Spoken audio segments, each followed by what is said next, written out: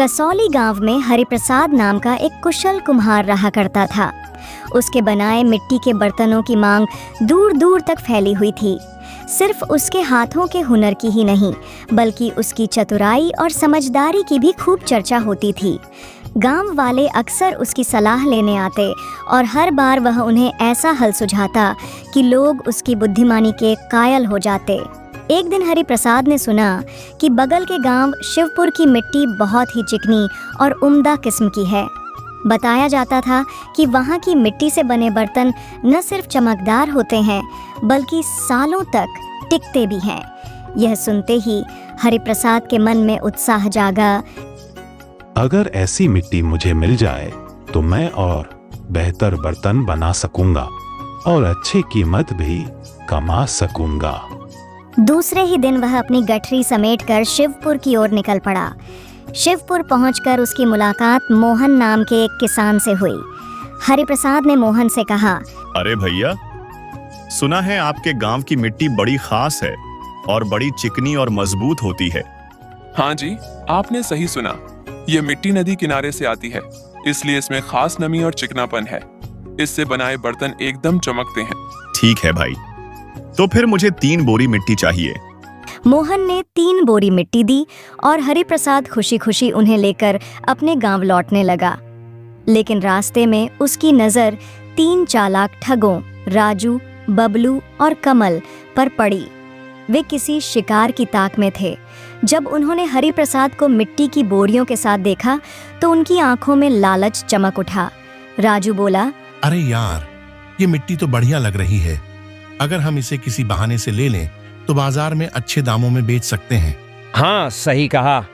चलो कोई चाल चलते हैं, इसे डराकर मिट्टी फेंकवा देते हैं और फिर हम ले लेंगे। योजना बनाकर तीनों हरिप्रसाद के पीछे हो लिए। थोड़ी ही दूर जाकर राजू उसके सामने आया और बोला, अरे भाई, क्या तुम जानते नहीं ये मिट्टी शापित है? पिछले साल इससे बने एक मटके में से सांप निकल आया था। हरिप्रसाद ने पहले तो हंसकर टाल दिया। क्या बोल रहे हो भाई? मुझे इन बेतुकी बातों पर भरोसा नहीं। राजू की बात सुनकर हरिप्रसाद के मन में थोड़ा संदेह जरूर बैठ गया।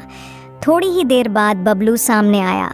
भाई साहेब, ये वही मिट्टी है ना? इससे तो भूत निकलते हैं। मेरे मौसा ने इससे दीवार बनाई थी, कुछ ही दिन में घर जलकर राख हो गया। हरिप्रसाद अब और भी उलझन में पड़ गया, लेकिन फिर भी चलता रहा। अंत में कमल सामने आया और बोला, अरे भैया, इस मिट्टी को छोड़ दो, ये महामारी लाती है। पिछले गांव में जिसने इसे छुआ वो 3 दिन में मर गया। अब तो हरिप्रसाद डर के मारे बोरियां वहीं छोड़कर भाग खड़ा हुआ। अगले दिन जब वह बाजार गया तो देखा वहीं तीनों ठग उस मिट्टी को सजाकर ऊंचे दामों में बेच रहे हैं। अब हरिप्रसाद को सारा माजरा समझ में आ गया।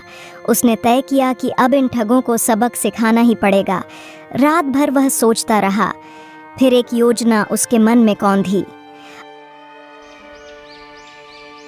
अगले दिन उसने एक विशेष घड़ा बनाया। उसके तले में एक छोटा सा छिपा हुआ खाना रखा, जिसमें उसने कुछ असली सोने के सिक्के डाल दिए।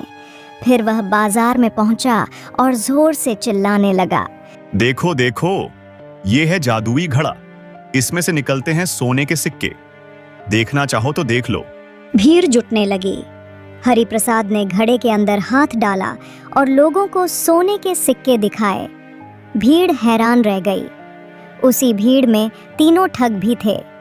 उनके चेहरे पर फिर वही लालच लौट आया। राजू ने हरिप्रसाद से कहा, भैया, ये घड़ा हमें दे दो। आज गर्मी बहुत है, इसलिए आज हम इसी में पानी पिएंगे। ये कोई साधारण घड़ा नहीं है, ये तो जादुई है। मैं इसे 5,000 रुपये से कम में नहीं दूंगा।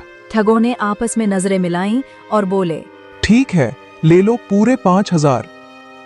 हरिप्रसाद ने पैसे लिए और घड़ा उन्हें पकड़ा दिया। तीनों ठग घड़ा लेकर घर लौटे। जल्दी जल्दी उसे उलट पुलट कर देखने लगे। उसमें हाथ डाला, लकड़ी घुसेड़ी, पानी डाला, लेकिन उसमें से एक भी सिक्का नहीं निकला। तब जाकर उनकी समझ में आया कि वे खुद ठगे जा चुके हैं। उन्हीं की चालाकी अब उन्हीं पर भारी पड़ी थी।